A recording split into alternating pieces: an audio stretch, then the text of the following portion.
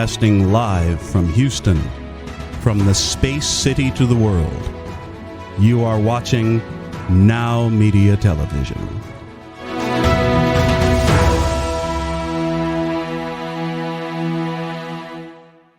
Hey, welcome back to Biz Talk TV. I'm your host, Michael Rager, the Business Guide. I am so excited. Like I talked about that on the other side is, oh my God, we got Roland Parker.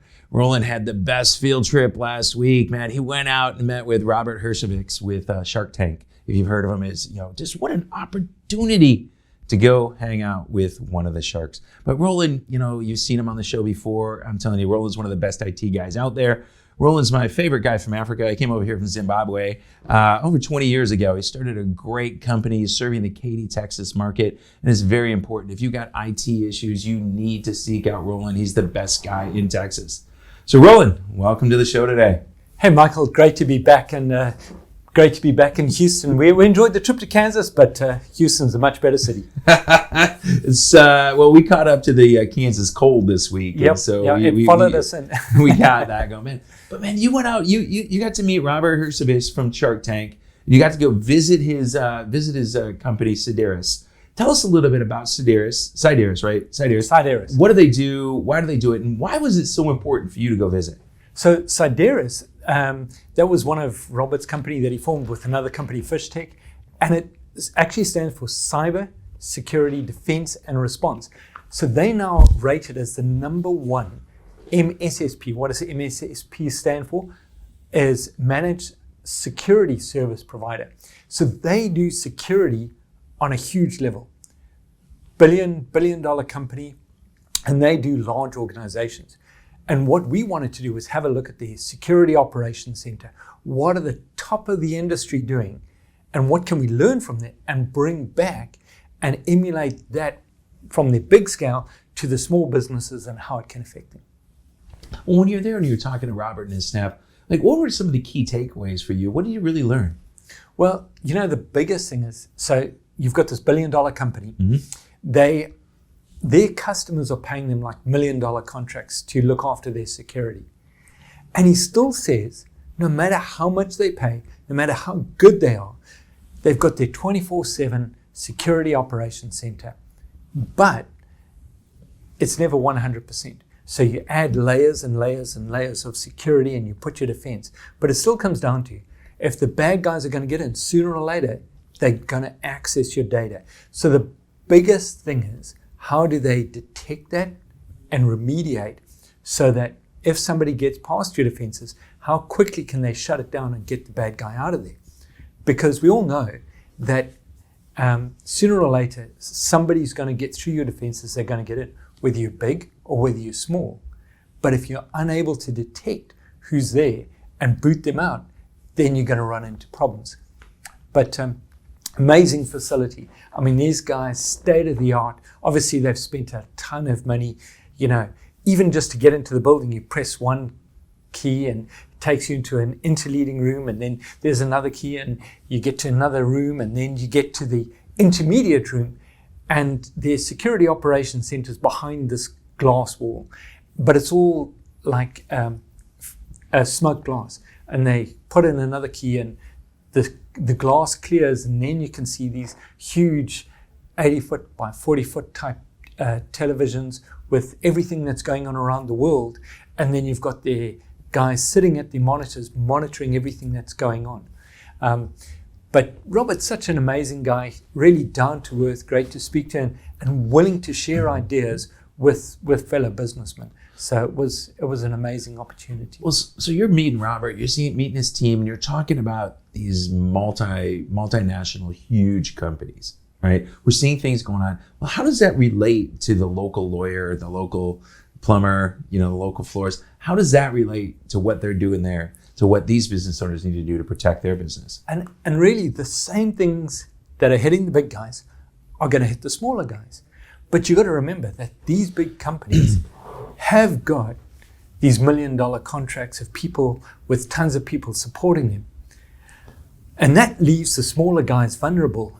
And what the bad guys are doing is that they're now starting to target more and more small businessmen because it's easy to get into them. They know, wow, it's going to take us months or years to break into one of these big guys, whereas we can crack a small guy within a matter of minutes. If we get somebody to click on a link, click on an attachment, we're in.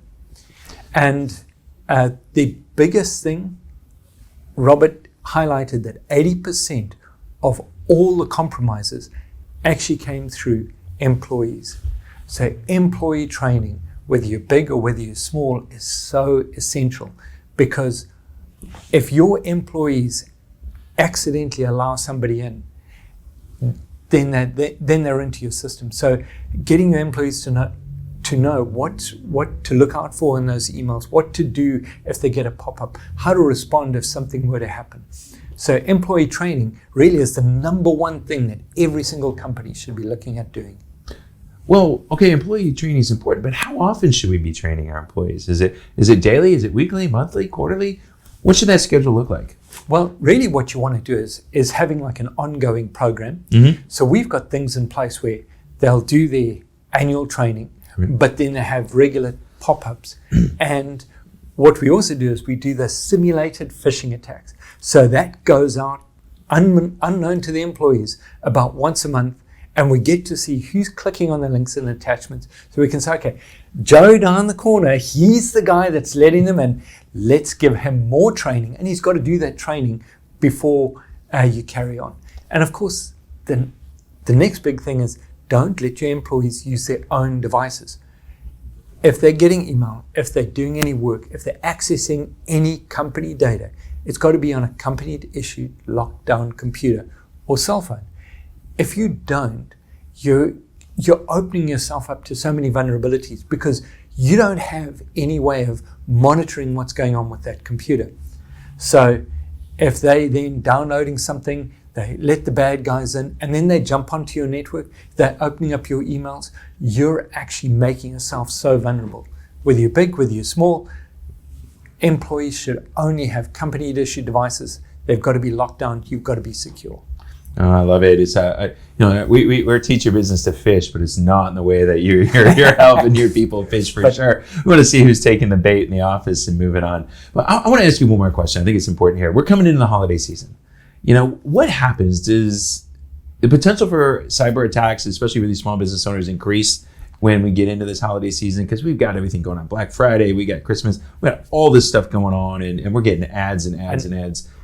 What's happening? How do we take special precaution going into the end of the year? Yeah, so the big thing is you've just got to remember there's going to be a lot of pop-up ads, there's going to be a lot of emails, and there's sometimes the temptation is, wow, this sounds really good. So you've got to slow down, really read it, and you'll quite often see it might say it's coming from Amazon or one of the big box stores, and you hover over the link that it's telling you, and you can actually see, wow, this isn't going to Amazon, this is going somewhere else. So you've got to be really careful, because the bad guys know everybody's going to be shopping. There's going to be Black Friday specials, there's going to be Christmas specials. So take your time, really hover over the links, look at the attachments, see where the email's coming from. Because if you click on it, you could make yourself vulnerable by simply clicking on that link. And you've got to remember, if you ever do get a pop-up on your screen, never, ever, ever hit the X to close it down. If you hit the X and it's a fake X, your machine is going to be infected, game over. Control, Shift, Escape. It'll bring up your task manager, end task, close it down, and then do a disk cleanup. You do that, you're safe. You hit the X, game over, baby. I'm telling you, you better send me that, because I got to remember not to do that. I mean, that's a game changer for sure. In a lot of ways, not hitting your X. So X doesn't mark the spot there, right? It just gets you in trouble. Well, hey, man, that's some great information. Roland, tell everybody how to get a hold of you. They can get a hold of us at impresscomputers.tech, IMPRESS computers.tech, or they can phone us at 281-647-9977. And talking about hitting people, I'll tell you a very funny story. Robert was saying how he met Kevin O'Leary, and he had just sold his business back in the early 2000s, and they were doing the equivalent up in Canada, at Dragon's Lair, something like that. And they invited him to come to the show, and they were interviewing him. He didn't really know much about it, but he kind of went there, and they were trying to do a trial, bringing these contestants up, and he would then sit there and he was asking them questions. And this really kind of angry guy sitting next to him kept interrupting him, and he would sit back, wow. And next person would come up, he'd start asking the questions. And this guy jumps in again and asks, and he's like, what is it? This guy keeps jumping in. Who the heck is this person? And on the third time, he jumps up and he says to the guy, hey, listen, if you interrupt me one more time, I'm going to take you outside. I'm going to hit you in the mouth. And the director says, okay, stop. These are the people that we want. And that was Kevin O'Leary and Robert Herjavec. And now we know them as Shark Tank, and they still have an interesting relationship together. Yeah, Mr. Wonderful can Mr. be. Wonderful. He can be kind of pressing, man. I know we both had the opportunity to meet him. He's a great guy. Congrats on meeting Robert, and thanks so much for coming back and sharing your story. I can't wait to see you in the next episode that we're together. I always love having you in the studio. So this is Michael Rager, your business guide. We're going to be back in just a moment.